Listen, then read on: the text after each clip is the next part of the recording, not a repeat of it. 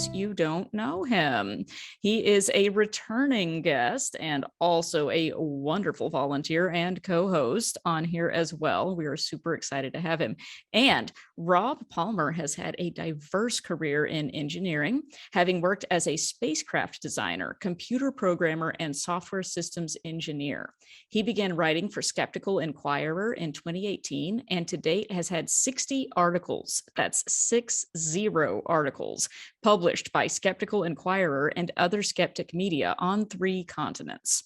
Rob writes about contemporary skeptical issues, and for his column, he has interviewed individuals as diverse as astrophysicist Neil deGrasse Tyson, Penn Jillette of Penn and Teller, John Delancey, Star Trek's Q, Thomas Westbrook from Holy Kool-Aid, Drew McCoy, the genetically modified skeptic, and Seth Andrews. Rob is also a public speaker and has given talks for various skeptic and humanist groups, including RFR. He has been a speaker at DragonCon and twice so far at CSICon. I hear people say it both ways. It's the annual conference of the Committee for Skeptical Inquiry. He has also been interviewed about his work on various podcasts and YouTube shows, including The Skeptic Zone, Big Picture Science, Banachek's Brain, and The Thinking Atheist. Rob takes a special interest in combating dangerous beliefs and educating the public about the harm that often befalls vulnerable victims who trust in people making paranormal and supernatural claims. While claims like these are commonly believed, Rob reminds us that extraordinary claims require extraordinary evidence. Name that quote. Who's that from? Put it in the chat. So tonight we will learn about the results of a recently completed extensive investigation into the precision or lack thereof of the published predictions of prominent public paranormal practitioners from down under. By the way, tonight's presentation will be an extended version of the talk Rob will be giving in just a few weeks at CSICon, the convention in Las Vegas, achieving a unique record, a hat trick at that convention. So Rob, take it away. Well, hello. Thanks for having me with this topic. I'm excited to do this. It's sort of preparation for the conference. This is a little bit, I'm in my own home, I'm talking to my computer screen, and there I'm going to be on a stage with like 600, 800 people in front of me. So it'll be a little bit more nerve-wracking. And as you mentioned, I've done it before, but it was way before, in the olden times before the pandemic. So I hardly remember. Just being in a room with that many people is going to freak me out, frankly. And, oh, and by the way, you guys get 45 minutes of this. I don't know if that's good or bad. And at CSICon, you're limited to 15. So this is 3 times the info they're going to get at CSICon on this subject. That's even better than being 20% cooler. That's like, what's that, like 300% of the content? This just adds to your coolness, Kara. Okay, so I mind the gap. And I am going to be talking about the Great Australian Psychic Prediction Project. That's a mouthful, so we called it GAPPP.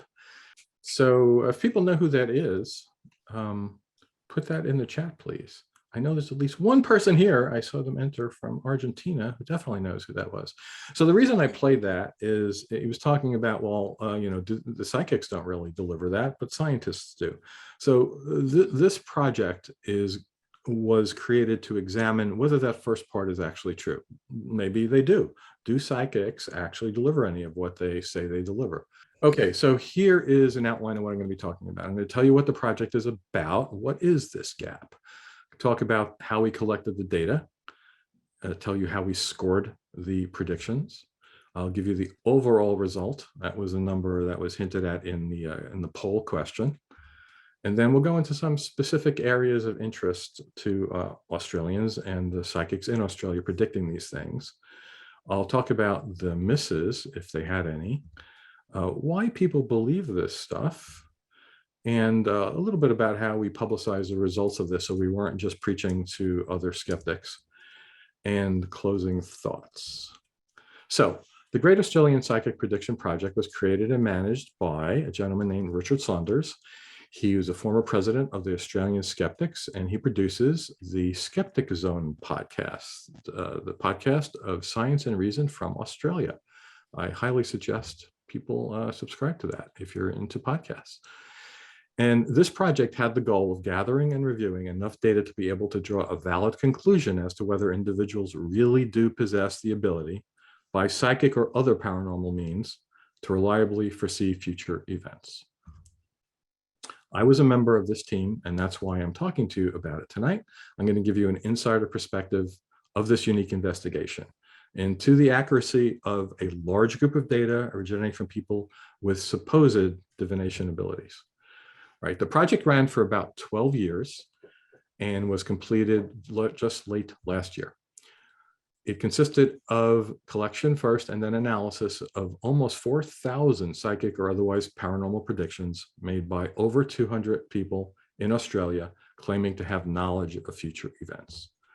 Right now, I want to be clear here. The majority of these people claim psychic powers, but the data set also includes predictions about future attributed to or mixed in with other pseudoscientific things like astrology and tarot card reading. But, you know, we just call them all psychic predictions and psychics for simplicity. All predictions that were analyzed were collected at first because they were published in Australian media. Right. Again, this was, you know, Australian centric. So that was a requirement. It had to be somebody making these predictions in Australia. It was magazines, newspapers, radio and TV, or websites, YouTube, and other sources. And as I mentioned, there was 21 years of data that were collected. So we did not go into this to use the quote debunking, right? We weren't just, oh, this is bull and we're going to prove it.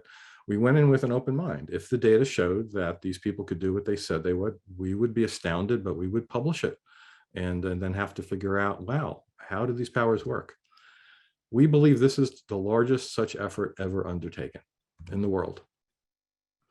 So regarding the data collection, it started when Richard Saunders, with some help, collected and archived predictions, starting with those available in print publications.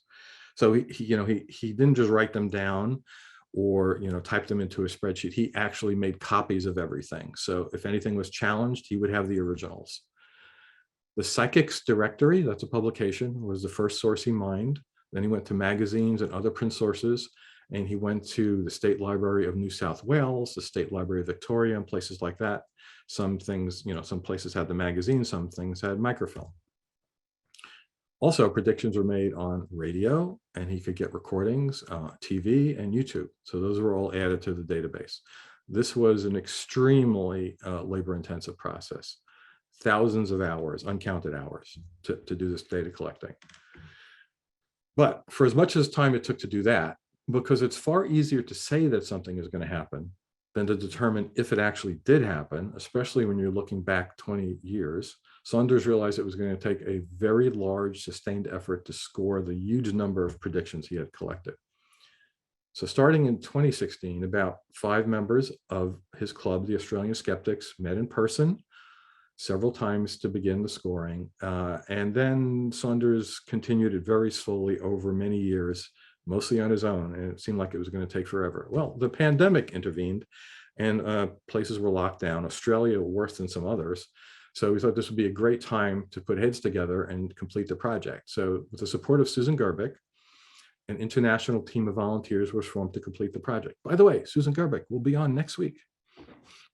Yes, Right, stay that's correct, tuned. right? Yes. So we met weekly on Zoom sessions run by Saunders for well over a year, researching, analyzing, and assigning a score to every prediction in the database. And they weren't divvied up so that Rob, you go and figure this out, and Adrian, you go figure this out. We collectively came to decisions. So it was, all the things were decided in that way. And sometimes we had arguments about whether something did happen or didn't happen if it wasn't clear. So we can talk, I'll talk about that when I get to categories in a minute. One interesting thing is, as we worked through the database and looked at each prediction, the actual number of predictions in the database grew, because often these people will say this and this and this and this and this are all going to happen. So, and then maybe very unconnected events. So what looks like it's one line in the database to begin with might wind up being 3, 4, 5, 6. So the time spent by our team scoring the predictions was on the order of 1,000 person hours. Doing the math, that's 1 person in a room with no sleep for 42 person days. It was a monumental effort. So how did we score things? All right, something was either correct, it was just plain wrong, Or now we get to a little bit of ambivalence here. It's unknown. We couldn't check if it was right or wrong. I'll get into details about these last three things in a bit. It was expected or it was too vague. So let's see, I'll cut to the chase here so you don't have to wait and give you the results. The data analysis showed that these people were unexpectedly good at predicting future events.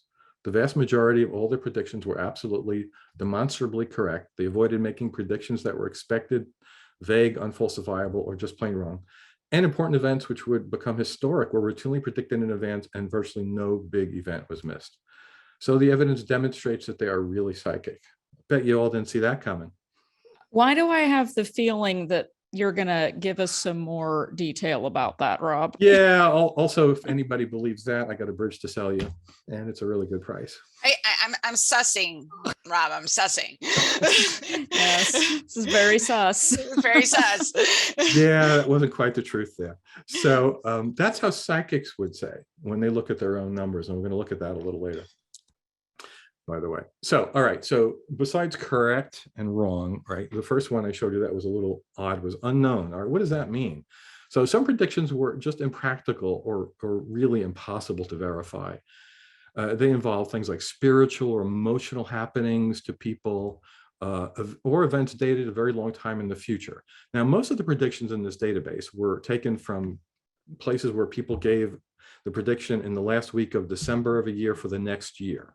Very often it was supposed to be just for the next year. Sometimes they said in the next few years. It was a little ambiguous, but also occasionally they would say 10 years from now.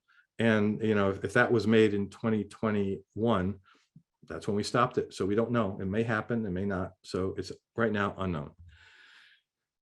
Also, some predictions are made about complex trends, financial statistical predictions, and we just didn't have the wherewithal to actually check that out.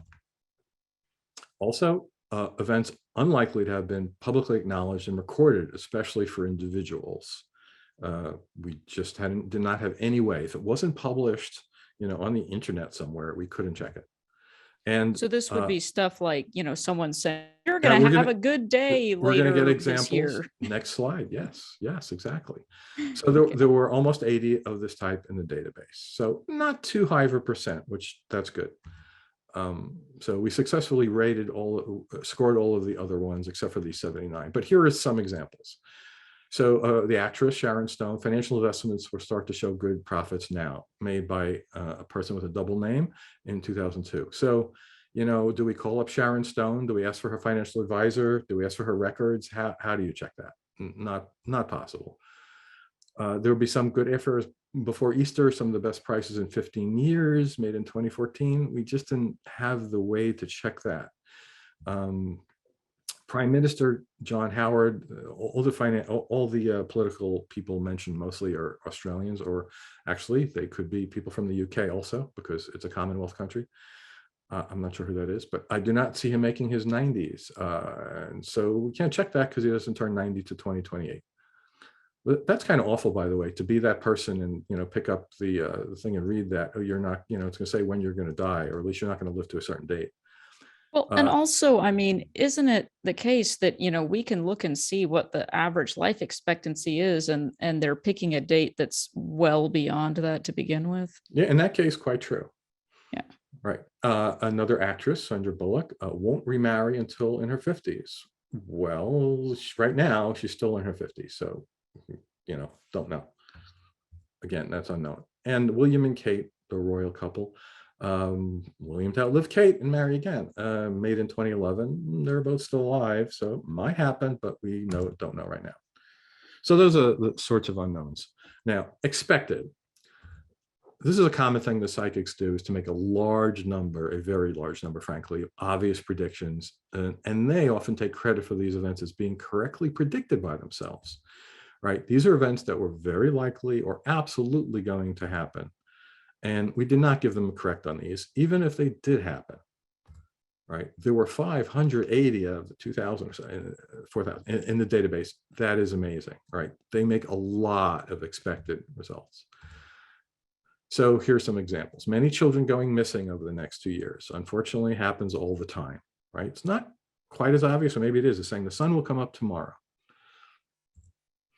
Melbourne Cup, some race in Australia. The winner may well prove to be a young to middle-aged light brown or chestnut horse. That seems to be, that's what would be expected. Most racing horses are that color and also young to middle-aged, not seniors. Wild storms and bushfire danger. And if it doesn't say a location, they mean somewhere in Australia. And yeah, every year. Large earthquakes happening in several parts of the world in particular, and it lists places where they always happen. And then a major bank will experience a severe cyber hacking situation that will dramatically impact on many of its customers. Banks are hacked all the time. And also kind of vague, what's a major bank and what's severe cyber hacking? There's a lot of weasel words thrown into things by psychics sometimes. And snowstorms in Germany. That is kind of like, you know, whatever. It's gonna be hot in Las Vegas. Can you imagine if you paid money to someone and you got this kind of and thing? these people make, I'm going to show you a number later, these people make good book. Well, so the other category of a large number of predictions was too vague. They make a huge number of these ambiguous predictions, and you know, in their own websites and their own, you know, material they crow about themselves, they often take credit for these events as being correctly predicted. Right? We did not give it to them. We put it in a separate category called too vague, and there were 700 of this type in the database. Right?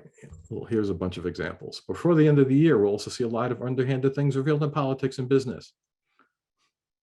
No, I'm shocked. It can't be. So this is one of these cases where it could have been expected too, right? Or too vague. So, you know, sometimes there's a little bit of gray area between those two areas, but yeah, like duh. Upheavals and shocks in institutional and political life, like that never happens. A very specific one here about George Bush and his daddy, but then they get into really generic stuff about feelings and relations between them.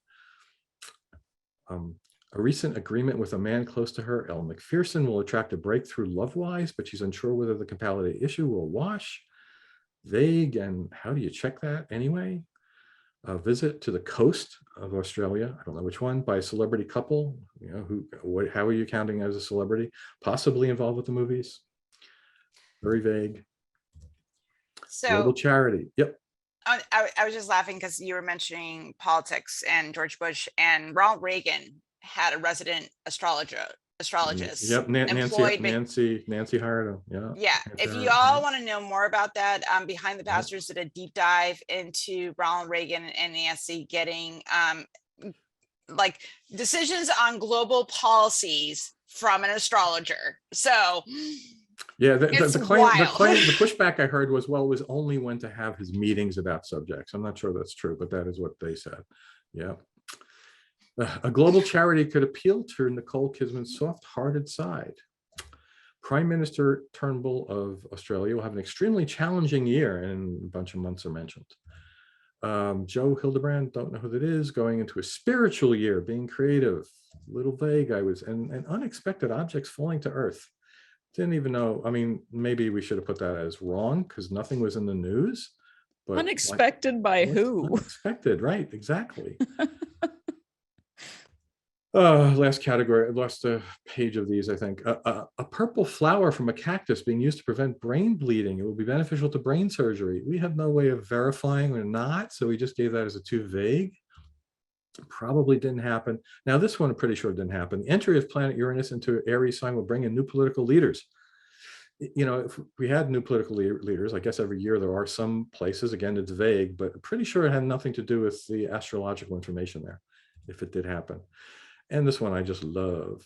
As a universe, we will respect money more, and there will be a better and more efficient economy. People will use money wisely, and as a result, become more spiritual and use it to serve humanity rather than only for material uses.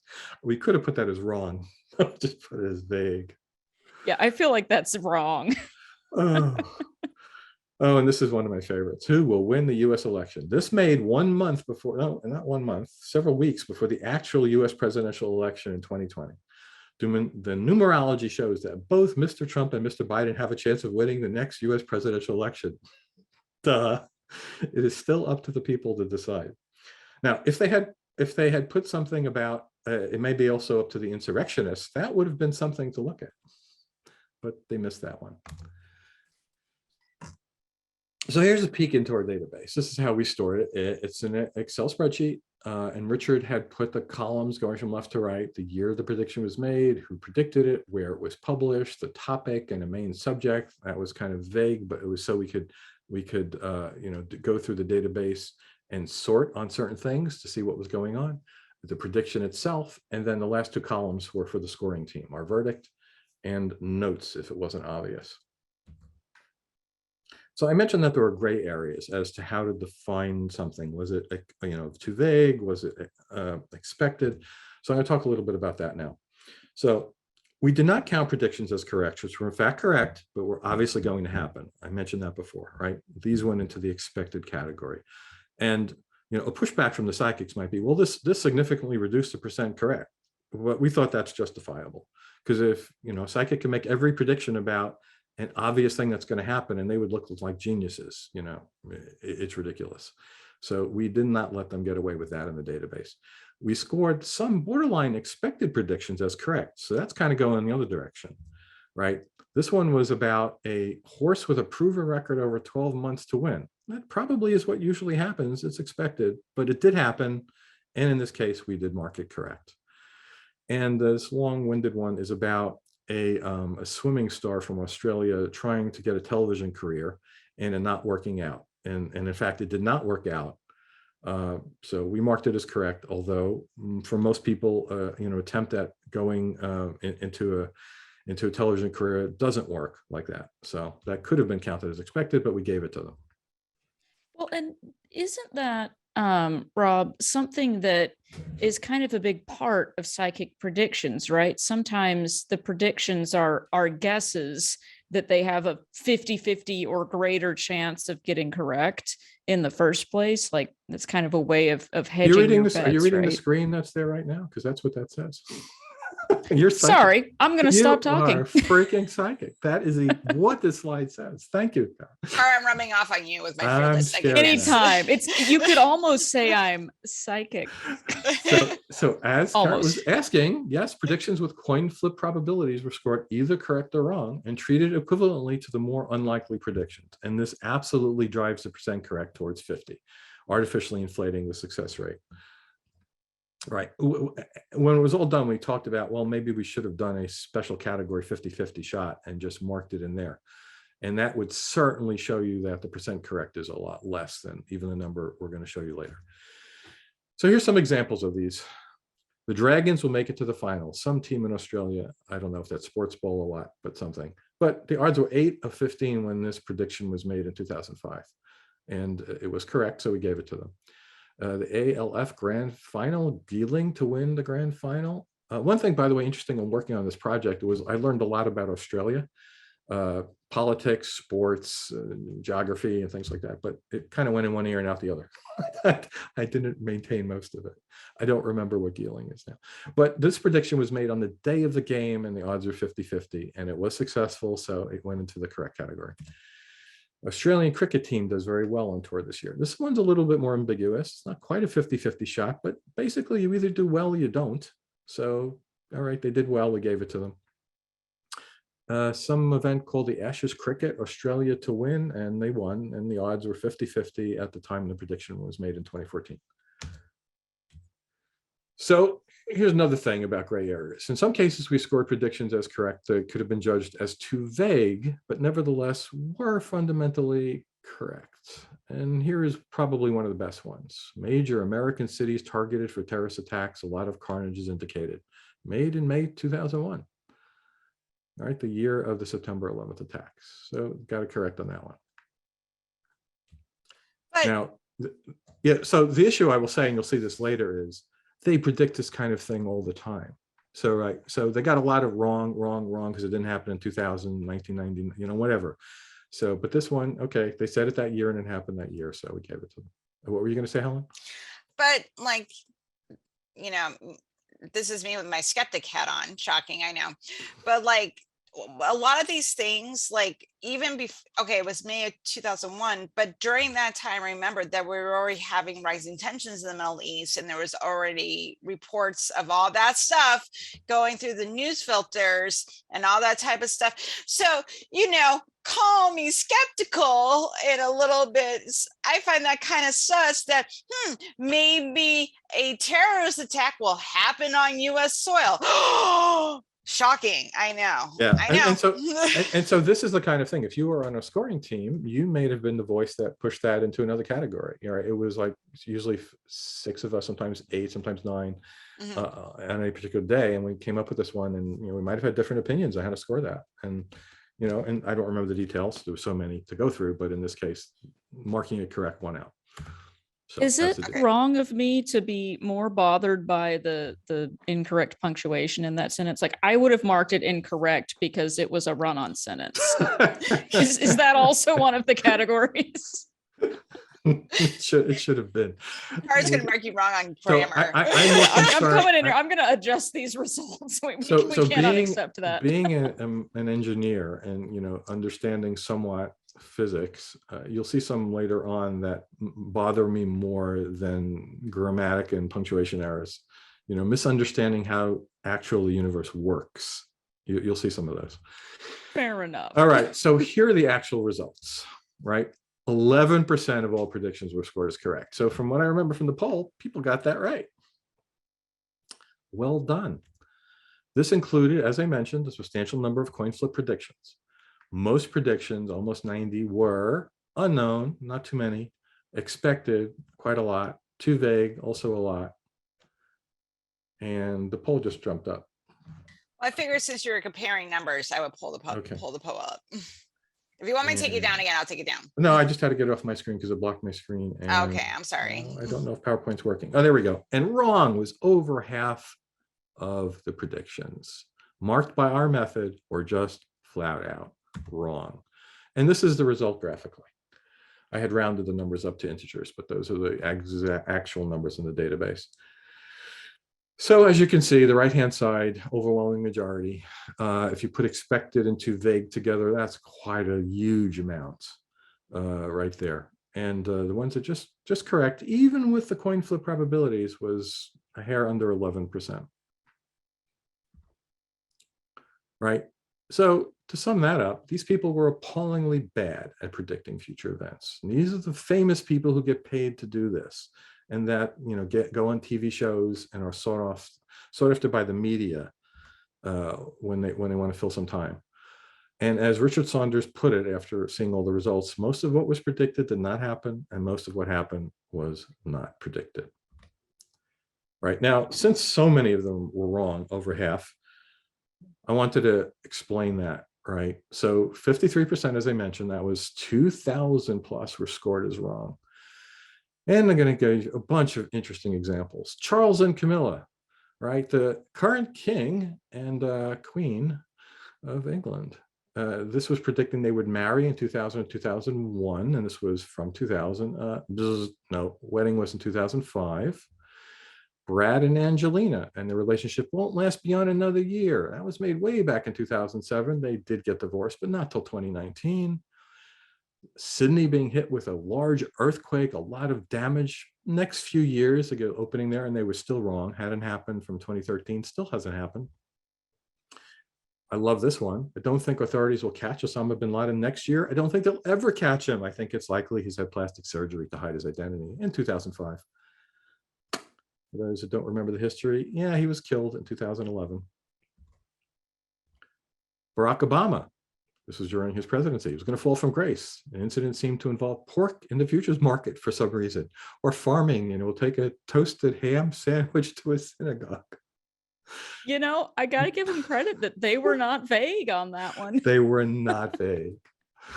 Now, this is just wonderful. I could imagine being Stevie Wonder and reading the newspaper Braille that you may die in 2019. No, still kicking. And again, this is another example of them always predicting terrorist attacks. And this one, they got wrong. 2012, no. Hillary Clinton will be the next president for the US. 2016, if only. Joe Biden will be nominated, but will drop out before the election, and Donald Trump will win the election in 2020. These people did not know the personality of Donald Trump. He wouldn't leave the White House when he lost. And this is the one about the physics. Anti-gravity to lift heavy objects will become a reality instead of a dream. Made back in 2001. And I am still waiting to buy this on Amazon, on an Amazon Prime sale. So we're going to go into some specific subjects here. Because we categorize things by topic, we were able to do this and sort the database. So there were 26 predictions about Queen Elizabeth II in the database, starting in 2002 and going to 2020. I'm actually surprised it was only that many. There were many about Charles and the other royal families. So 1 was too vague, 3 were expected, 85% were flat out wrong. There were, in fact, 12 predictions that she would either abdicate or die in 2004, 2010, 3 times, 2012, 13, 14, 18. They, not so young woman. They were just like going with the odds, and they were never right. Right. Then the last one we have is I see the Queen leaving, basically going into retirement, and by 2023, 2025. No, sorry, missed that one too. Not a single prediction in the entire database was about the British monarchy, which they are quite obsessed with, was correct. It's quite astounding. And this is a peek into the database for those. Yeah, and it's interesting, as you can see at near the bottom there, health issues for members of the royal family with Camilla, the Queen, and Prince Philip. Well, yeah, people have health issues all the time, so we put that as expected. None of them were serious. Hey, Rob, can I ask a quick question? Sure. So, all these people that gave predictions, when they were presented with new data to show that their predictions were wrong or too vague, sure. They all admitted and gave the money back. Did they give some ad hoc explanation? No, they just gave all their money back that they made off their career. I'm sure. Yeah. Well, I will actually show you one of the websites of one of the people who got a lot of predictions in our database. You might be shocked. So Trump was another big topic, even though it's all the way on the other side of the world. There were 53 predictions about Donald Trump from 2004, way before he got into politics, to 2020. 5 were correct, 11%, but 4 of those were just 50-50 odds, saying something about him. 6% too vague, 13% expected stuff, and 72%, way higher than their average for all predictions, was just wrong. So this is from 2004, right? When he was just a millionaire, billionaire, whatever, not a politician. Basically, like an earthquake was going to shake the foundation of one of his buildings. Yeah, no, that didn't happen in Manhattan. Trump or Hillary to win the federal election in 2016. Hillary. And Donald Trump will not remain in power long, will be trumped by either Hillary Clinton or Michelle Obama. I don't know how that was supposed to happen after he was already the president, but no.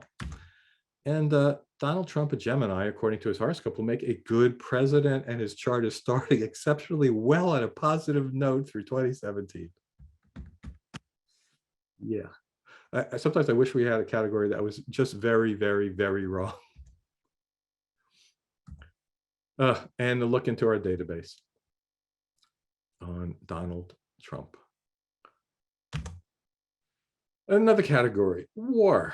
19 predictions about war from the beginning of the project to 2020.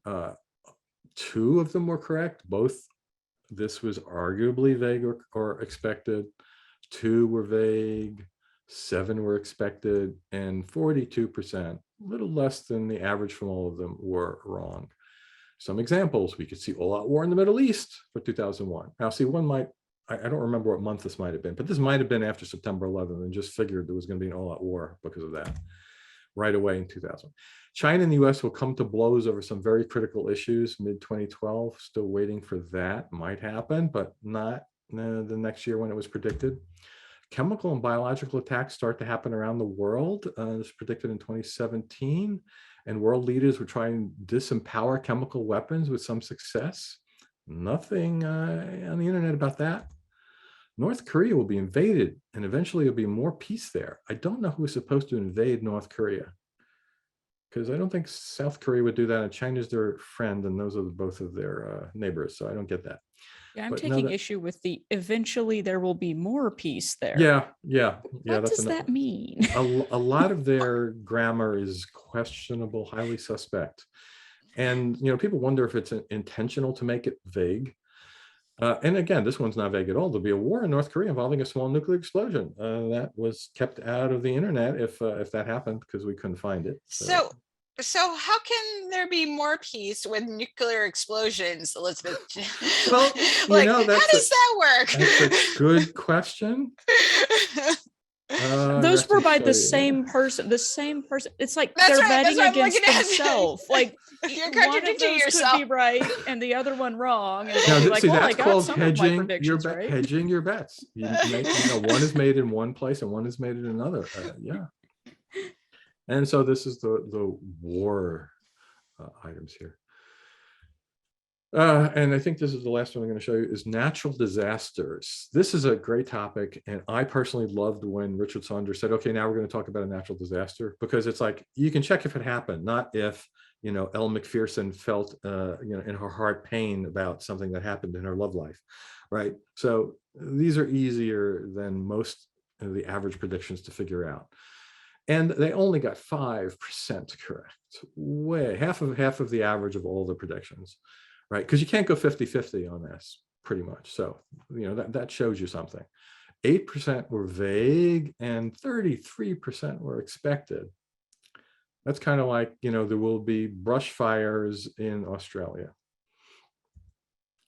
And wrong, just hit their average, 53%. Natural disaster predictions were wrong. So here were some interesting ones I pulled out of the database to show you. We're going to get a severe cyclone, but someone has diverted it so we won't suffer a direct hit. This is one of these ones where they don't understand physics. Wait, who diverted? Who diverted? Like, what? Someone. Sometimes forces act to protect us. It says right there, and that's what will happen in this case. In fact, it wasn't just vague or whatever. It was wrong because the cyclone hit, causing $50 million in damage. I'm still stuck on just the fact that a person diverting cyclones was just an assumption that was just built into this. You know how people do sometimes. Right. The Weather Service has all these people that just Well, Uri Geller, who's a famous person claiming to bend spoons and fix people's wristwatches if they held them up to their TV when he was on a TV show. Maybe he said he could do that. I'm not familiar, but maybe. Boy. Bad earthquake. Israel could hit very bad grammar. Bad earthquake. Israel could be hit rather hard. No, didn't happen. Hasn't happened. Abby Rose predicted major catastrophes in India, Pakistan, Afghanistan, especially earthquakes. Very general and vague again, but none of those happened in the year it was predicted. Then another thing, a volcanic eruption on the Indian subcontinent, largest on record. That's kind of specific, and no, that did not happen. Now here's one of these ones with physics, just getting everything wrong. By the way, my screen is obscured by my controls on the bottom, and I don't want to click it because last time I did that in a presentation, it messed everything up. So can somebody read that to me if they can see the whole thing? Watch the video for discussions on Planet X or Nibiru. Nibiru approaching our solar system in 2012, having a major impact on our sun's solar flares. Yeah, it doesn't work that way. That could mean more severe weather or earthquakes disasters for 2011. And that doesn't work that way either. No. So Pacific Islands will go completely underwater. Now, if we said sometime in the very far future, maybe, but no, this was for the next year, predicted to happen in 2013. No record of that. Another thing with Sydney, because it's a big city in Australia, they're always talking about things happening in the city. Another large earthquake caused a lot of major damage next few years. So no, we were almost 10 past it. Still didn't happen. Wow, this is like a long shot. Los Angeles, a huge earthquake. This could have been expected even if it did happen, but it didn't happen at all. So just wrong. Hawaii to suffer another large volcanic eruption mid-year. They have eruptions in Hawaii all the time, but there was nothing that was categorized as large in 2014. So no. Tsunami warning, the east coast of Australia following a large earthquake. Didn't happen. And this is a weird one. 7 hills of Rome would be flattened. I didn't know that was a real thing that you would see that you could flatten, but yeah, no. Flattened how? What I don't does know that mean? I don't know what that means. Large solar flares. Here's another one that, like, wow, impact the USA in July, September, August, and interfere with electricity supply. Well, maybe. That maybe is physically possible if it was an event of enough magnitude. But yeah, no, it didn't happen. And Also, what happened to August? Like it starts in July and then skips yeah. August. So you can't go then back and ask these September, people October? questions to make sense of what they said. Now, No, here's they're not available for no, follow-up. What? no. Now, and here's one of the worst ones of not understanding how the universe actually works. Eclipses coming up, which will trigger natural disasters. No, eclipses don't do that, and nothing happened that year anyway. Yeah. Yeah, It's just a lot.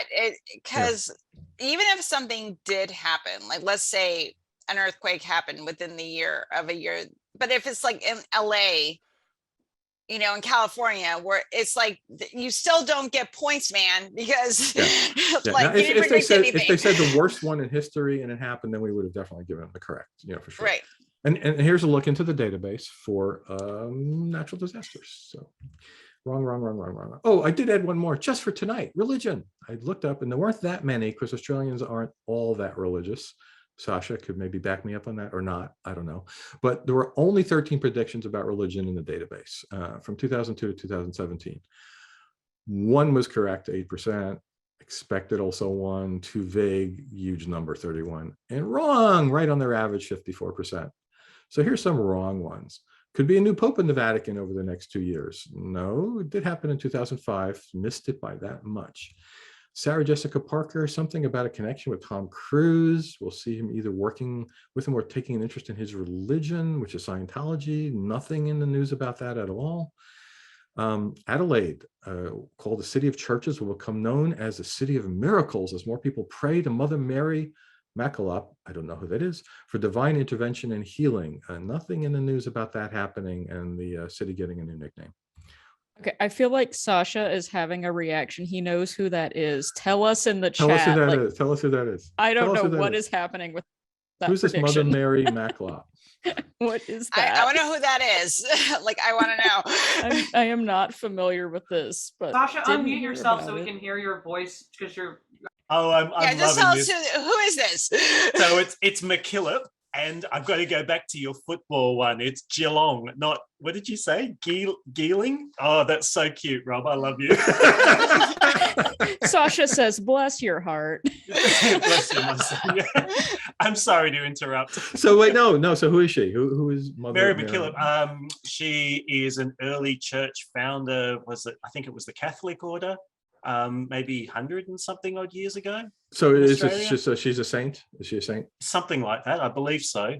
Many buildings are named after her. There's a lot of she's kind of a legend in that circle.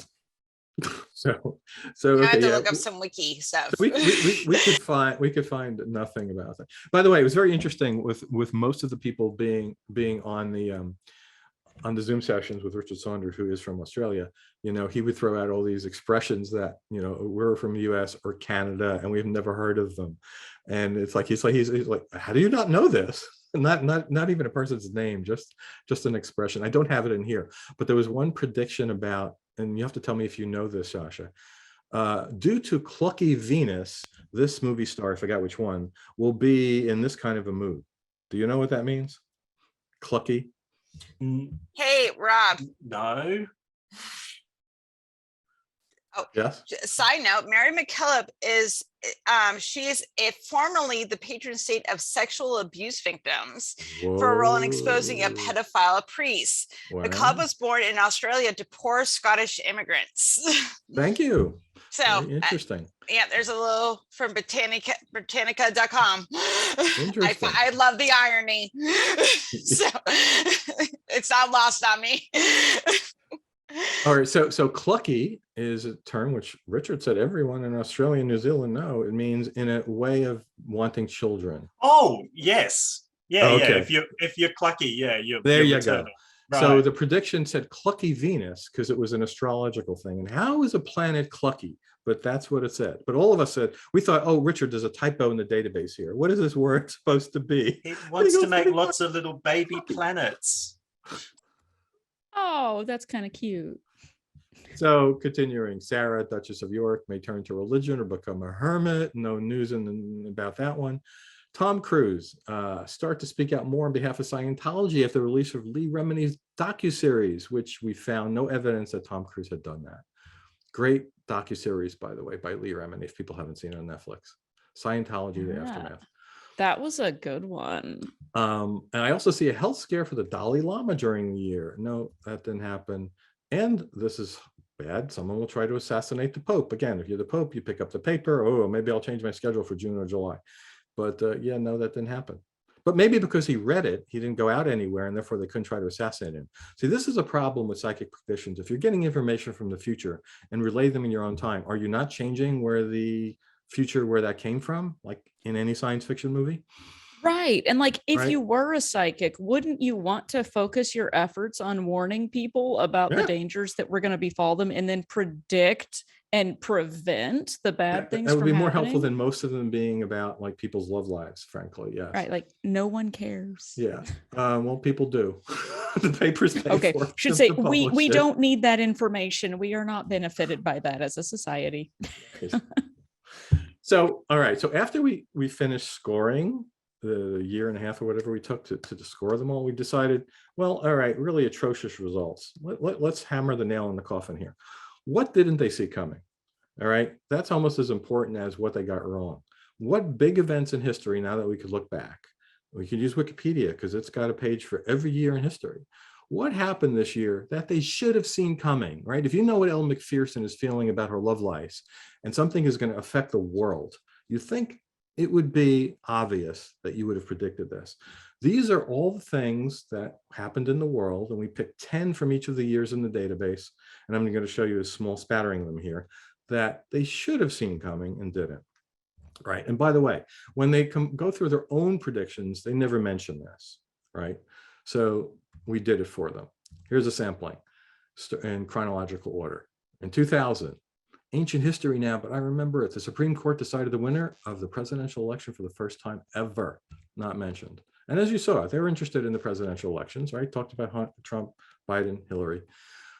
Worst drought in 100 years for Australia. They're always talking about, lack of rain or too much rain, and they missed that one. 2003, I still remember seeing this live. Space Shuttle Columbia burns up on reentry. First such accident from a return from space in the US space program, not mentioned by one psychic in the database. The largest tsunami killing 250,000 people in a few hours in 14 countries, most deadliest natural disaster in recorded history. For some reason, these psychics all missed it.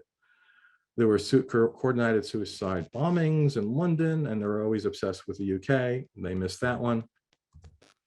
Going to 2006, people might have remembered, very famous television personality, Steve Irwin, died by a freak accident, right? You saw the predicting other people dying. They missed that one.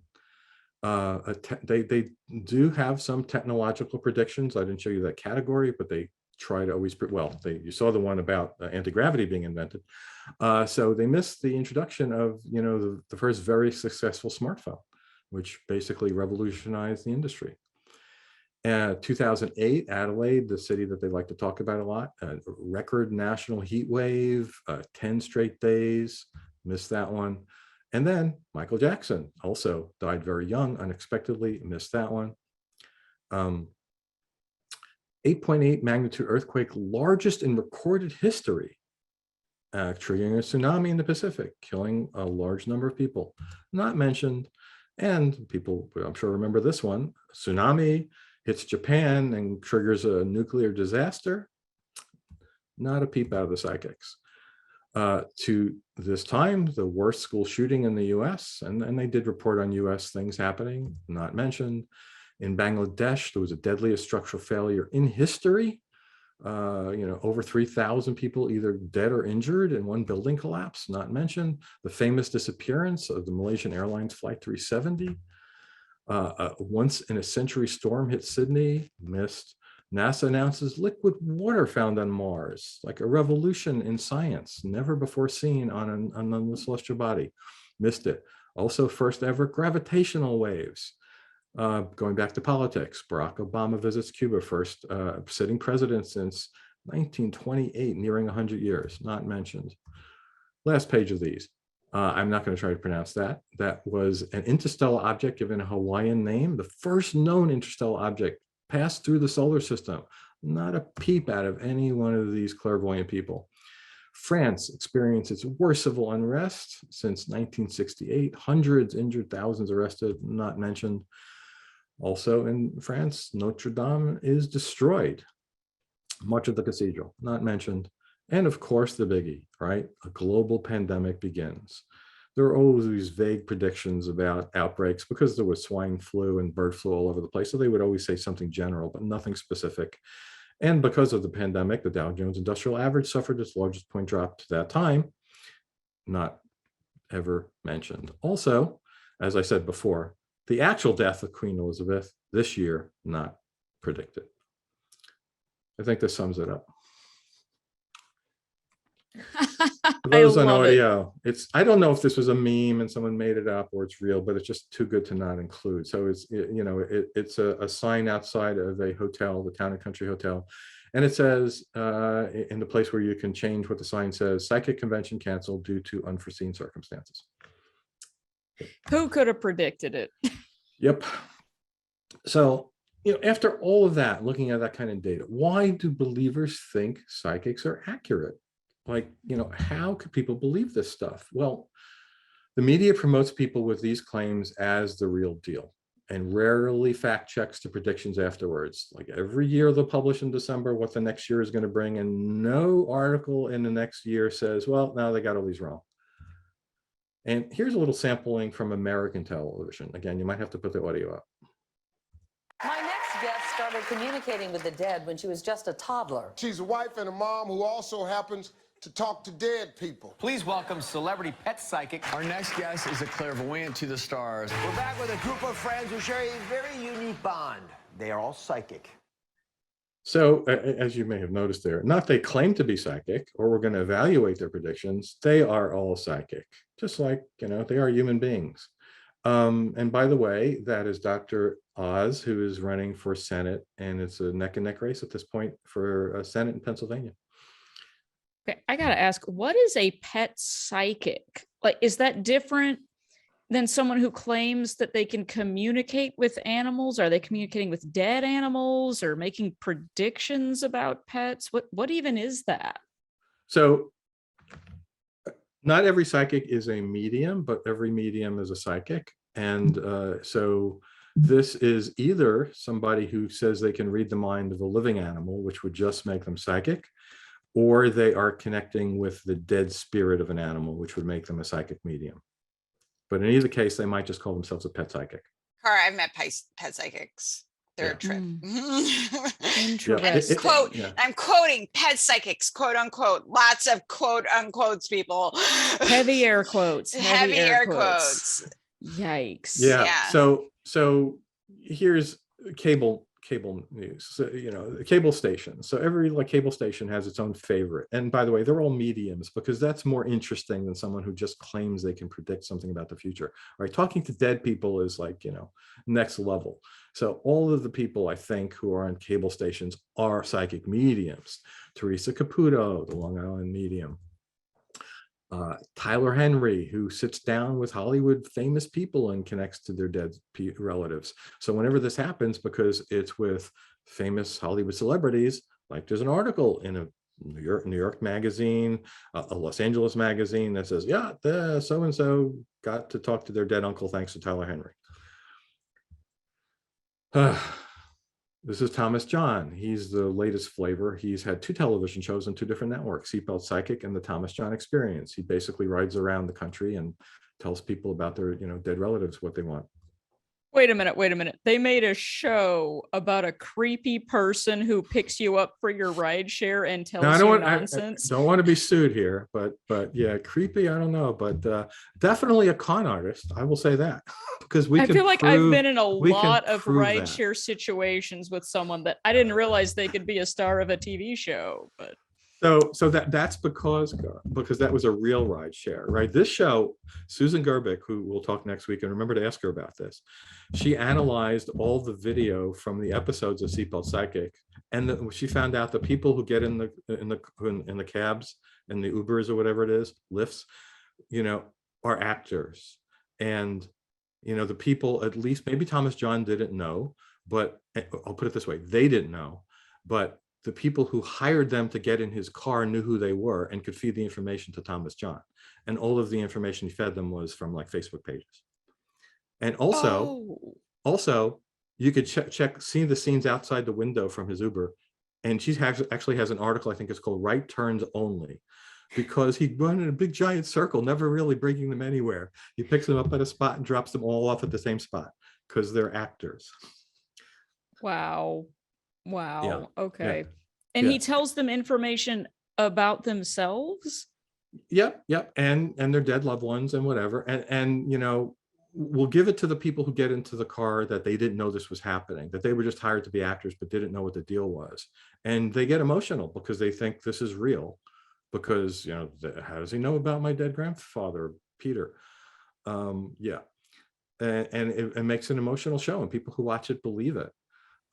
Yeah. So the thing with Thomas John, and the reason I can call him a con artist, is Susan Gerbic and Mark Edward did a sting on him by going undercover in a live performance out at one of his shows, and fake Facebook pages had been made for them under false identities with false facts, nothing about their real lives. Thomas John called them on the audience and read all the stuff from the Facebook page. From the fake Facebook pages. That is correct. People who and he were didn't never... know it was fake. Nope.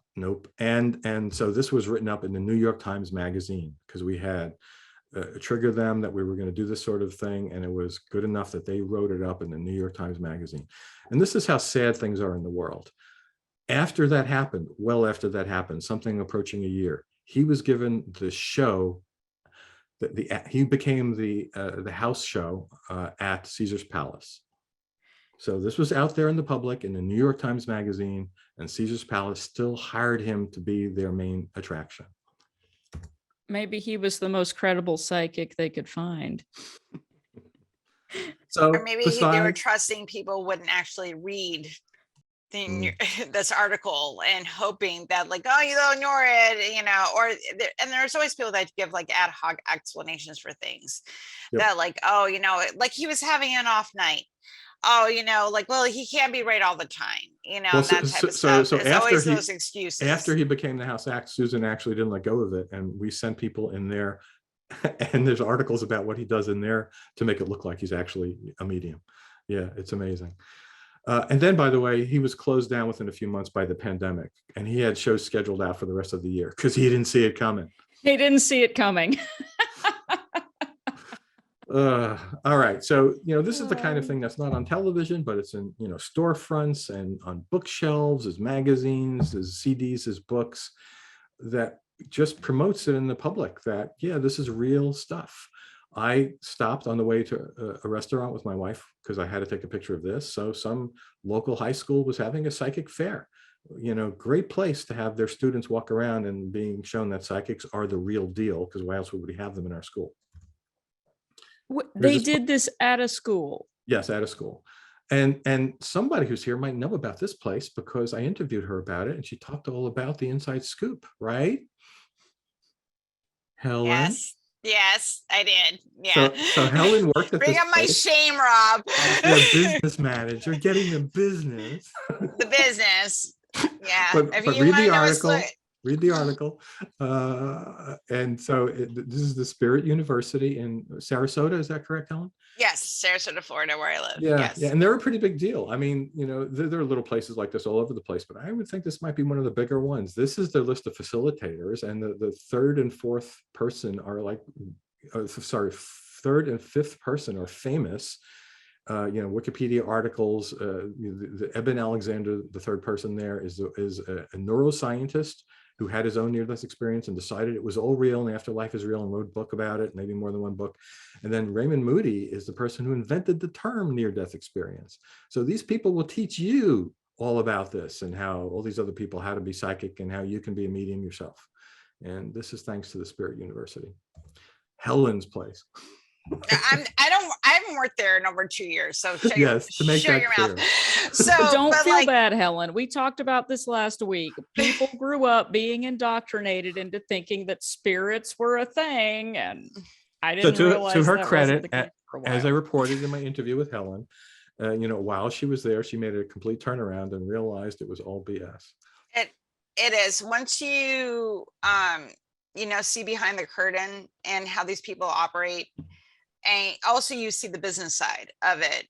They do have PR people, they Right. do have spokespersons, they do have people that negotiate deals for them of how much money they're going to make and stuff like that. This is not a like people like, I want to help people heal and connect with their dead grandma and stuff. No, these people are in it for the money because they make a lot of fucking money, which I'm sure Rob's going to talk about. A little bit. So yeah, while you have some time while I'm talking about the rest of this, why don't you find the article and put the link to it there where I interviewed you?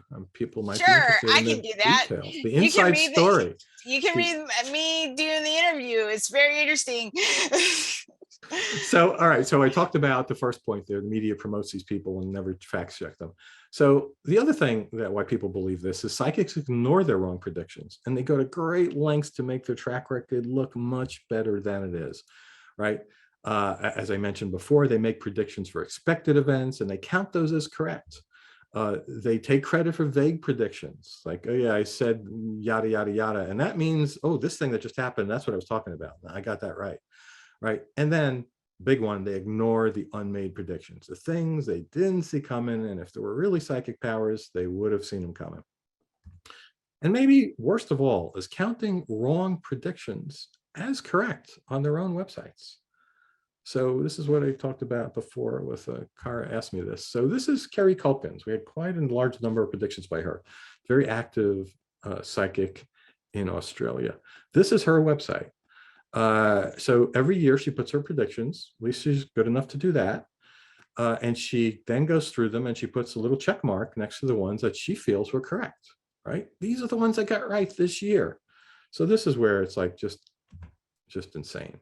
So here's a list, and from this goes on and on because she makes thousands of predictions probably in a year. But as you can see, I think it's every one but one there is checked.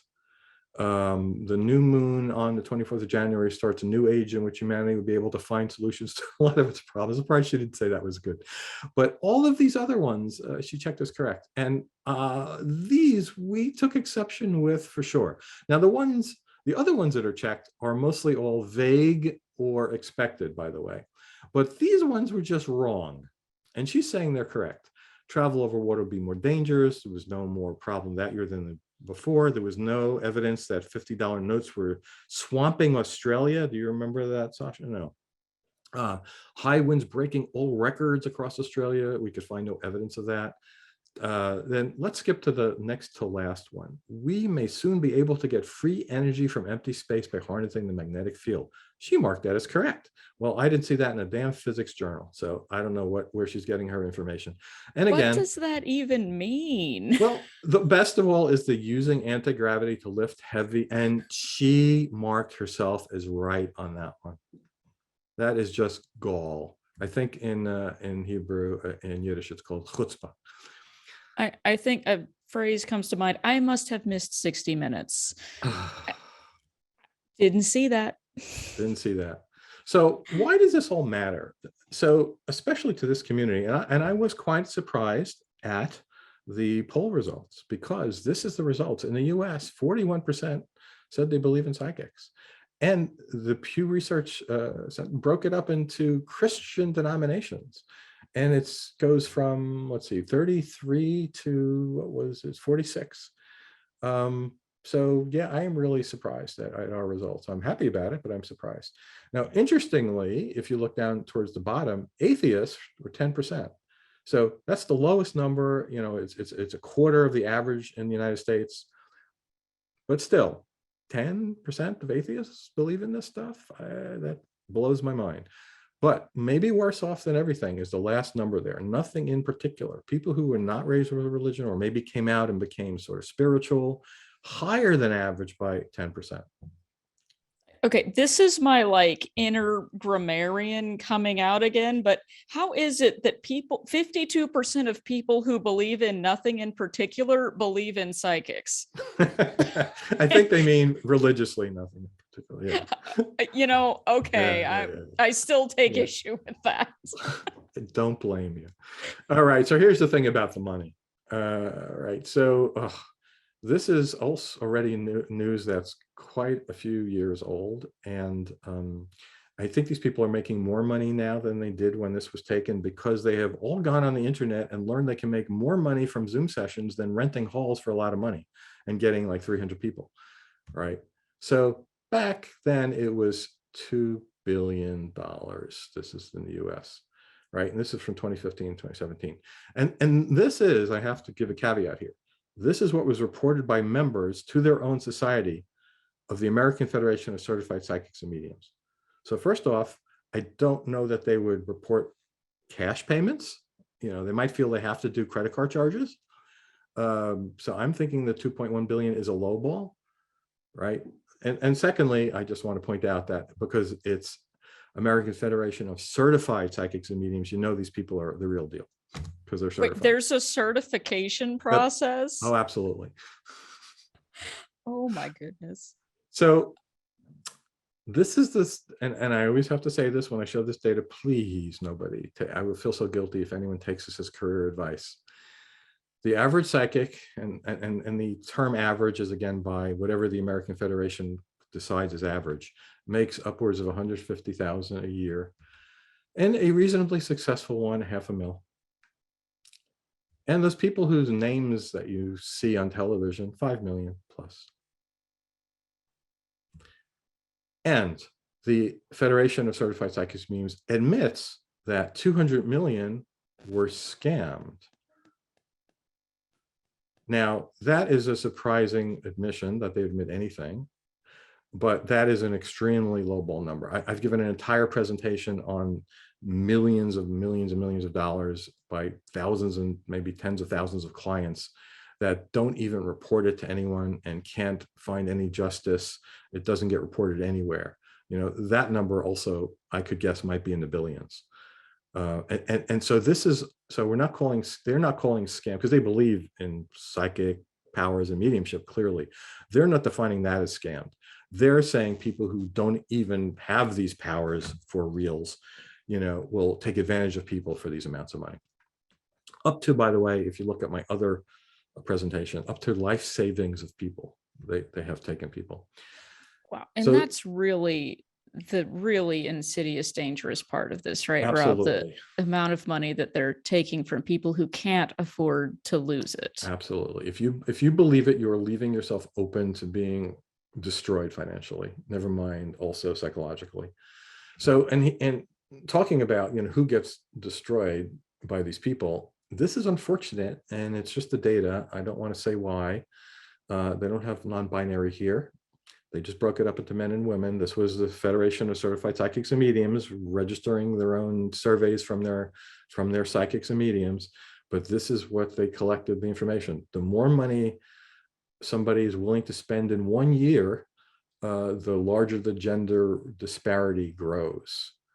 And anecdotally, whenever you look at a TV show where there's a psychic on and you look at they pan the audience, or you go to a live reading, it's predominantly women, and the men there tend to look uncomfortable, like they were dragged there, because the women didn't want to go along.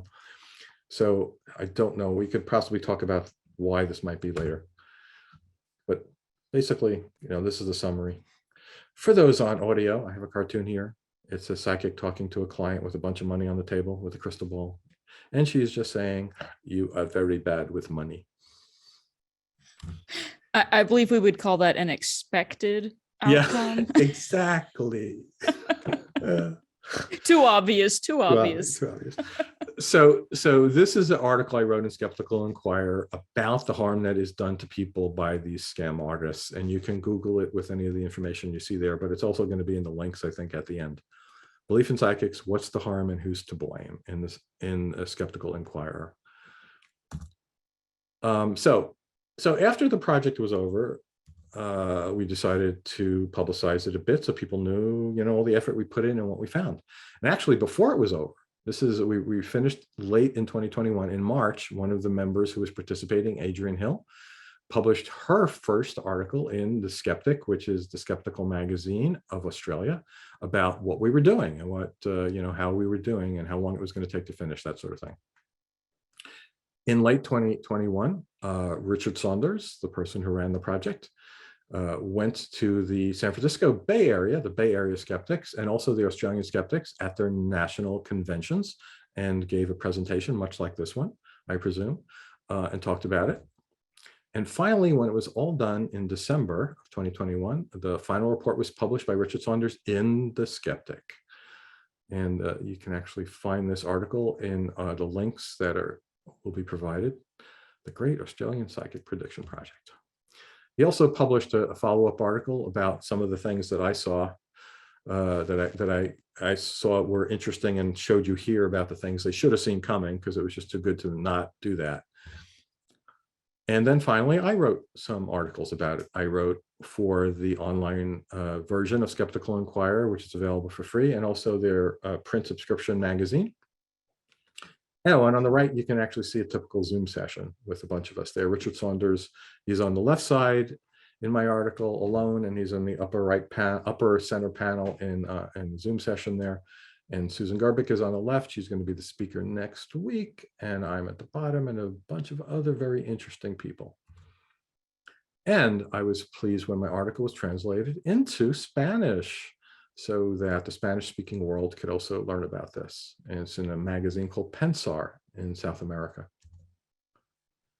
Wow. So following the report's publication in The Skeptic, Richard, as well as the executive officer of the Australian Skeptics, a gentleman named Tim Mendham, they were interviewed on numerous times in Australian media, radio, web shows, that sort of thing, also print.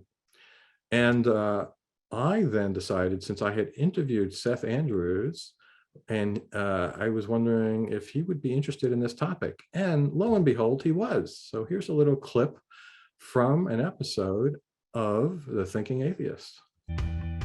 Okay, today we're going to talk about the ratios and predictive success of psychics.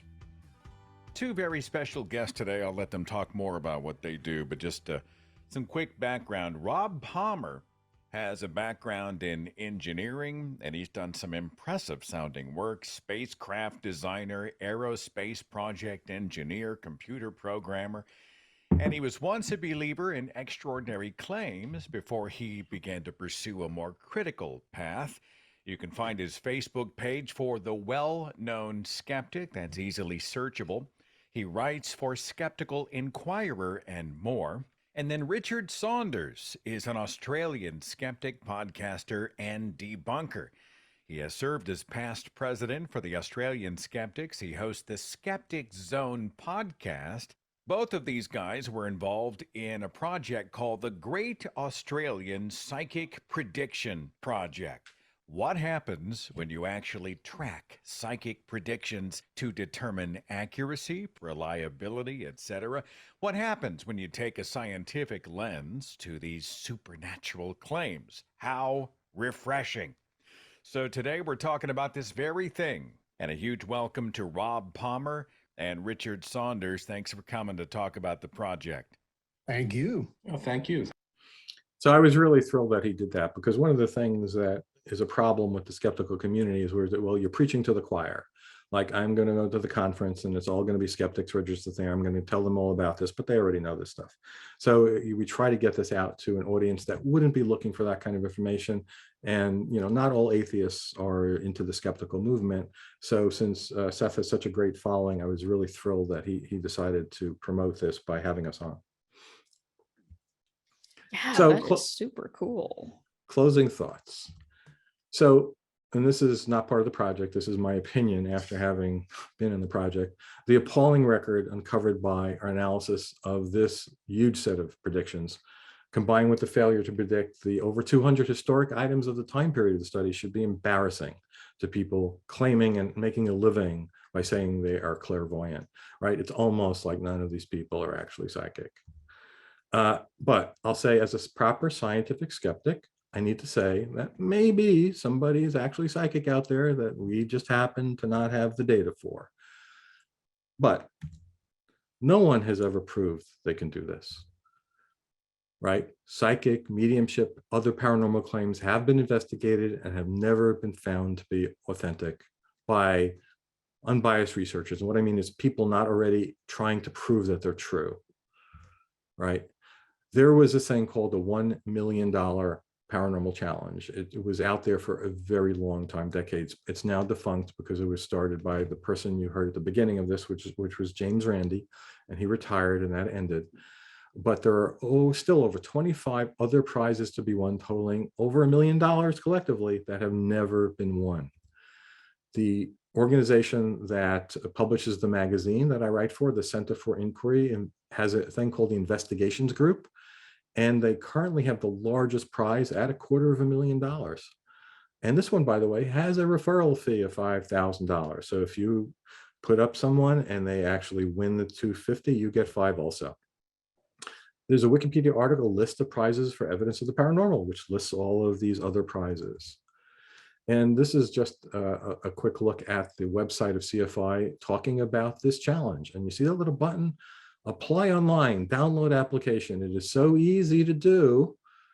And unfortunately, people who do it don't ever really successfully prove they have any powers at all. There's a list on the right side there of the most recent ones. You'd think they'd see that coming.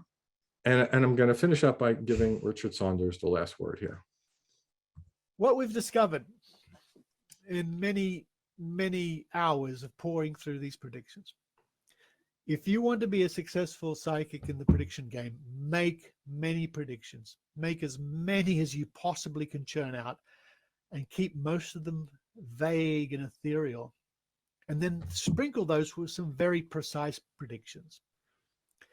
And when occasionally your very precise predictions come true, which they must if you make a lot of them, if you make a lot of predictions in general, then that's the ones you point out and you say, I predicted this would happen. And all the other ones are forgotten, especially by the media, because the story is this psychic got it right. That's all they're interested in. So, and that's it. Thank you very much for your attention. Thank you so much, Rob. That was great. That was a really good description of some of the nonsense that apparently gets put forth as psychic predictions. I'm really glad to be able to quantify that now. Yeah, and it's a good resource because, like I said, this has never been done. Like little groups had done their own town newspapers in a year or whatever, but nothing of this magnitude over that long a period of time of that many people. So by the way, while I have that on the screen, if you have an iPhone, just point your camera in and snap it, or I don't know how it works on Android, but you'll go to my page, which has all of my articles, my video interviews with people like Neil deGrasse Tyson, and all of that all in one place, plus an access to my Facebook page. Please follow. Thank you again. I'll stop the share. Awesome. Thank you. And I just put your other link where people can find you in the chat as well. That was awesome. Thank you so much. And we have a few minutes left that we can do some Q&A. Do you want to answer a few questions, Rob? Yeah, absolutely. Okay, well, let's see what we have here. So one person was asking, is there any particular reason that this study was done in Australia? Oh, well, just because it was done by the Australian skeptics. And, you know, that just was a logical place for them to start, to be able to pull the data up from the libraries and whatever that they had locally. Yeah. So yeah, maybe a tangential question might be, what would happen if you did that in other countries? Is there any reason to believe that the results would be any different? Yeah, I mean, you'd have to explain why people down under, you know, or have, you know, they're all not good at it, but people in America or any other country would be great at it. And also it would be much harder to do something of that magnitude if you picked like America, because Australia basically, correct me if I'm wrong, Sasha, has about the population of one of our states, like Florida. So, you know, the number of psychics is probably 10 times. And therefore the predictions would be 10 times, and it would be an even much larger task. You know, it would be great if someone did that, but it wasn't in the scope of the Australian skeptics.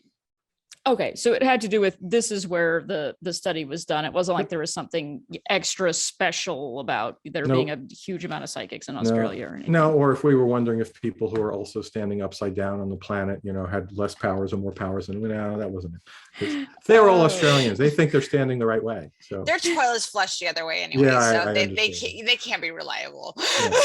There's no upside down in space. All right, Helen, what else do we have for Rob? So this is something you and I have talked about, Rob, before. Psychics have conventions and seminars. Do they say quiet parts out loud, or does everyone pretend this stuff is legit?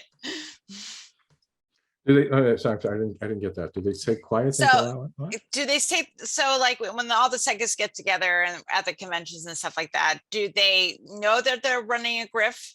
Or yeah, basically, we've talked about this before. Yeah, it's an interesting question, and I got asked this a lot of times previously, and I'm not an expert in that. The person next week is much closer to an expert, so we will ask Susan Gerbic that. But my take on it is, it's some of them think they're for real. I just don't know what the percent is. Some of them absolutely think, some of them absolutely are frauds, like Thomas John, because you can't mistakenly read fake Facebook things back to people without knowing you looked at Facebook. Well, I'm sorry, I don't want to be sued. The spirits of the dead who he was talking with could really be pissed at him because he won't let them sleep in peace, rest in peace. So they looked at the Facebook and knew it was false, but they gave it to him to make him look bad so he'd be stung by the New York Times. That's the other option. But besides that, he's a freaking fraud, right? And he knows he's a fraud. And most of these people who do that kind of thing on television do hot reading and combinations of a skill called cold reading. I mean, they know what they're doing. Regarding individuals that you might meet in person, might be somebody online right now who thinks they're psychic, it's a tricky thing, because if you're intuitively good at reading people, reading just their emotions, or you're good at making guesses because of things you see about people, and this is cold reading, and you guess enough things and that people say, oh yeah, you're right about that, oh yeah, I could fit that in, I think that's sort of right, then it reinforces your feeling that maybe you do have psychic powers, and before long you absolutely think you have psychic powers. So there are definitely people like that. What the percent is, I don't know. Because I've seen that when I was working at the Spirit University, we saw a lot of that with the, facilitators and stuff like that. Because if you're an empathetic person and you know how to read facial expressions, and the person is confirming to you, if you guess something right, you say like, because if you bring up somebody's mother and they kind of get uncomfortable and you read their body language, is like, and you say, was your relationship with your mom not the best? The person will say yes. And then you feel like you got some kind of download from, the ethers or whatever, where they're just confirming something that you picked up on. You registered it unconsciously, but you didn't actually recognize, I can read their body language. You just felt like you got this impression that their relationship wasn't, and you see, because I did it too. I've done that when, before I started working at the Spirit University, and I saw it happening all the time. And I was like, and this is right around the time I just was going to college, and I was coming out of college and really understanding a lot of the stuff that I learned. I was like, oh, this is a lot of mental gymnastics and psychology and reading body language and putting it all together, and think that you have this ability. And I've met people that are complete grifters. You can tell that they want to make money and they don't care how they make it, and they know how to manipulate people. So there is definitely both on both ends, for sure. Yeah. So Susan, who's speaking next week, her boyfriend, live-in boyfriend, is Mark Edward. He's got a Wikipedia article. You looked it up, not plural, singular, Mark Edward. And he was the best performer on the Psychic Friends Network for a long time, to the point where they wanted to give him a TV show. He joined to see how this was done, and this is way back in the day when, you made phone calls and there wasn't the internet yet. So now a lot of this stuff is done on the internet, but you made a phone call at 99 cents a minute to talk to a psychic, right? And he would keep them on the line and he'd give them all of these information. And sometimes he'd get repeat callers like we do at RFR, right? And the person, you were so helpful. Oh my God, what you said last month was so right. And that feedback to him made him start to think that, wow, I do have some power. So it's a scary thing to get that reinforcement when you're on the edge. There's also a famous skeptic, actually, I'm not thinking about, I'm not positive it's who I think it is, but it's somebody who started the skeptical movement, who at one point was like doing palm reading, and he was getting such good results that he thought he was doing this like magically some way. Then someone said, hey, let's do a test here. The next person you do, say the exact opposite of what you really think it means on their palm. And that person also said, yeah, you're right. So, and that, whoa, okay, thank you for saving me. That's what was happening. Yeah, it's like how people think their horoscope sounds like them exactly every time, but it's so general that it could sound like most people. Yep. Okay, so here's another question. In the study that you were talking about, where were people making those predictions and were they paid for them? Yeah, so these were all in Australian media, right? They were in newspapers and magazines, mostly for the following year in late December. Like, if you did it in 2000, these are my predictions for the coming year, 2001. And yeah, I presume if you're writing in a magazine, you're paid, right? And some of them were not paid because they're going probably as guests on a radio show or something like that. And it's publicity for them because all of these people have their own businesses where they charge people. So, even if they didn't get paid that way, it was publicity that made them look good. And yeah, YouTube, as it came up to the current date, people who have YouTube channels or on their own websites in some cases, where they just, these are my predictions for this year. And by the way, as Richard, going back to the gender disparity, as Richard pointed out, when they started finding what magazines are these predictions in, they were in women's magazines. Yeah, right. That you don't find them in Field and Stream or NASCAR racing. For some reason, that's the audience. Mm-hmm. And I wonder also, is there a gender disparity in the identity of psychics and mediums? So that's interesting, and I don't have scientific evidence on that, but from my observations, which is just totally anecdotal, and because of the ones I know who are the con artists who rip people off by having little shops in neighborhoods, they're all women. I mean, I could give you 20 names off the top of my head, and not one was a male. And yet, the people who are the most famous on television, with maybe the exception of Teresa Caputo, are all men. Yeah, that tracks. That's interesting. Typical. Yeah, it'll be the smallest percentage of people in an industry. Somehow the ones who are men are the ones who are making money off of it. John Edwards, Matt Fraser, Tyler Henry, these are the millionaires, 5 million plus. And I can only think of Teresa Caputo and the woman. The ones that we would try to get the center are mostly men. Yeah. That's an interesting topic. I feel like that could be the topic of a whole other discussion. So keep that in mind. This is just my sort of conspiracy psychological theory that a lot of the audience for these people are older, and there is that impression especially amongst older people, that men have more authority and they're more likely to speak truth. And so that audience is going to respond to a man better as far as having like them doing galleries, because they're able to hold a presence. They're able to speak with, like, I know that I'm talking to your dead grandma, where women, especially in older generations, they will prefer a more intimate setting with a woman, like a one-on-one setting versus a gallery. This is just, again, this is just observation from what I observed when I worked there. Because I live in Florida and I tend to work with the population that I worked with was older. So this is all anecdotal, but that is just my conspiracy theory and Helen's brain.